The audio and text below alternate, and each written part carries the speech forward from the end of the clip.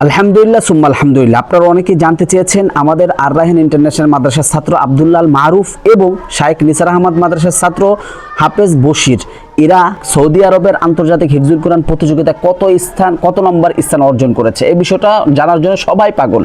দেখেন, আমি আপনাদেরকে আজকে দুইটা বিষয় নিয়ে কথা বলবো। এক নম্বর হচ্ছে প্রতিযোগিতা এবং কন্টেন্ট এক নয়, এবং যারা প্রতিযোগিতায় গিয়েছে তাদের পুরস্কার জেতাটা সবচেয়ে বড় কথা না। সবচাইতে বড় কথা হচ্ছে তারা ওখানে অংশগ্রহণ করাটা। অর্থাৎ হাজার হাজার হাফেজ আছে বাংলাদেশের ভিতরে যারা নাম্বার 1 স্থান অর্জন করেছে, দ্বিতীয় নাম্বার, তৃতীয় নাম্বার হয়েছে বিভিন্ন দেশ থেকে। কিন্তু আবার কিছু হাফেজ আছে সেখানে যে প্রতিযোগিতায় অংশগ্রহণ করেছে কিন্তু তারা নাম্বার স্থান অর্জন করতে পারে নাই।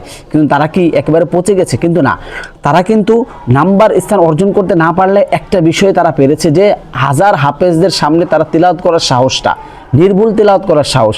প্রতিযোগিতায় ফার্স্ট হওয়া বা সেকেন্ড হওয়াটা মেইন কথা না, মেইন কথাটা হচ্ছে প্রতিযোগিতায় অংশগ্রহণ করে নির্ভুলভাবে পড়া, এটা জাতির কাছে তুলে ধরা।